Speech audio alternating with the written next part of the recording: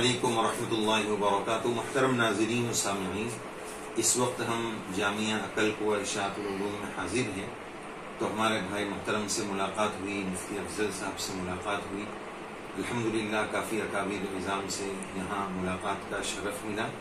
اللہ تبارک و تعالی یہاں کے جملہ دین کے خدام اور حضرت غستانوی دامت برکاتہم اور تمام اساتذہ کرام کی خدمات جلیلہ کو شرف قبول بخشے، اور رب کریم اس ادارے کی خدمات کو دیگر اداروں کے لیے مشعل راہ بنائے، اور ہم سب خدام دین کو اخلاص کے ساتھ، للہیت کے ساتھ صحیح نہج پر دین کی خدمت کے لیے رب کریم قبول فرمائے۔ ہمارے محترم جو چینل چلاتے ہیں سعیدی چینل کے نام سے، ماشاءاللہ یہاں کے اساتذہ کرام اور دیگر اکابر اہل اللہ کے وعظ و ارشادات اس میں بھیجتے رہتے ہیں۔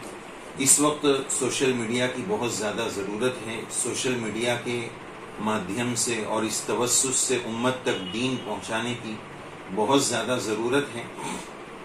ہمارے اکابر اور علماء میں اگرچہ تصویر اور ویڈیو کا مسئلہ اختلافی ہے، لیکن شاید اب سوشل میڈیا کی ضرورت کا کوئی بھی منکر بچا نہیں ہے۔ اس کی ضرورت ایک مسلم حقیقت بن چکی ہے۔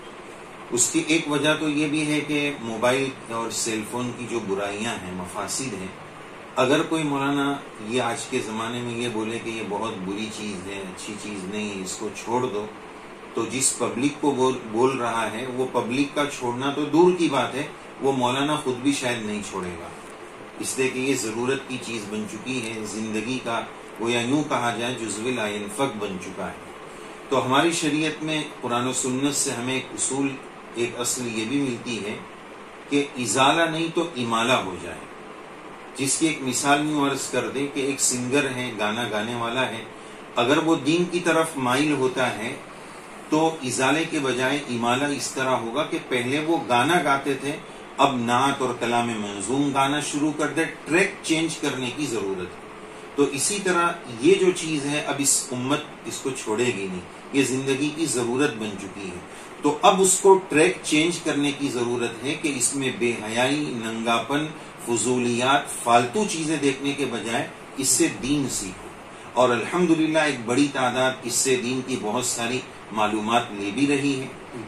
اور اس کی ایک ضرورت یہ بھی ہے کہ ہر دور کے میڈیا کا استعمال کرنا، یہ ہمیں سیرت سے پیغام ملتا ہے، اور نبی کریم علیہ السلام کی زندگی سے یہ اسوہ ملتا ہے۔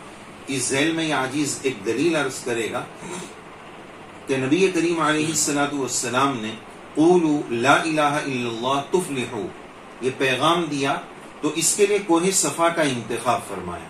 سوال یہ ہے کہ کوہ صفا پہاڑی کا انتخاب کیوں فرمایا؟ اس کے بالکل قریب میں دنیا کی سب سے باعظمت جگہ بیت اللہ المعظم موجود ہے، اللہ کا گھر بیت اللہ شریف، کعبۃ اللہ، اس کے اندر سے بھی سرکار یہ پیغام دے سکتے تھے، لیکن صفا پہاڑی کا انتخاب اس لیے ہوا کہ وہ اس دور کا میڈیا تھا۔ تو سیرت سے ہمیں یہ سبق ملا کہ جو بھی پلیٹ فارم ہے جہاں سے بات ابلاغ اور پہنچائی جا سکتی ہے، اس پلیٹ فارم کو استعمال کرنا یہ وقت کا تقاضا ہے۔ تو سوشل میڈیا کا استعمال اور اس مادھیم سے دین کا پہنچانا یہ وقت کی ضرورت ہے۔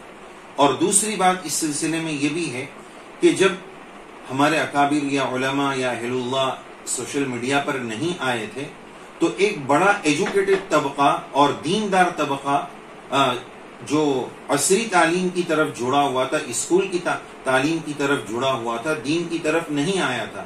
اب جب دین کی طرف میلان یا دین کی طرف آنے کا ان کو خیال آتا تھا، تو پڑھا لکھا طبقہ، ایجوکیٹڈ طبقہ، وہ ظاہر ہے کہ بخاری لے کر یا ہماری کتابیں، اردو کی کتابیں لے کر نہیں بیٹھتا تھا، وہ نیٹ پر سرچ کرتا تھا اور نیٹ سے اسلام کو سمجھنے کی کوشش کرتا تھا۔ تو جب وہ نیٹ پر آتے تھے، ہمارے علماء کی باتیں، ہمارے اکابر کی باتیں ان کو نیٹ پر ملتی ہی نہیں تھی، تو وہ غلط ہاتھوں میں چلے جاتے تھے، دین کے نام پر بے دینی کا شکار ہو جاتے تھے۔ لیکن الحمدللہ جب سے ہمارے علماء اور اکابر اہل اللہ نے، علماء حقہ نے اس محاذ کو سنبھالا، تو ایک بڑی تعداد صحیح پیغام، صحیح دین، صحیح شریعت کی طرف آ رہی ہے. تو خلاصہ کلام یہ کہ یہ کوئی شجر ممنوعہ نہیں ہے. یہ سوشل میڈیا کا استعمال اس وقت کی اہم ترین ضرورت ہے. اور یہ دوسرے نمبر کی بات ہے کہ ویڈیو کا مسئلہ اختلافی ہے. یہ ہمارا ڈیجیٹل تصویر ہے یا عکس ہے یا شیڈو اور آئینے کی پرچھائی ہے، یہ اگرچہ ایک اختلافی بات ہے. اور دونوں طرف ہمارے اکابر علماء ہیں. ہر ایک کی رائے کا احترام کرتے ہوئے آپ کا جو موقف ہے آپ اس پر ڈٹیں اور اڑے رہیں، لیکن پیغام یہ کہ اپنی رائے دوسروں پر تھوپی نہ جائے. اگر سامنے والا بھی جواز اور گنجائش کے دائرے میں عمل کر رہا ہے تو اس کو حرام اور مرتکب کبیرہ والا بندہ نہ سمجھا جائے کہ وہ بھی اکابر کے ایک نہج پر چل رہا ہے. اور کسی کی نیت پر کیوں حملہ کیا جائے کہ اگر کوئی سوشل میڈیا پر آیا تو کہہ دیتے یہ ریاکار ہے.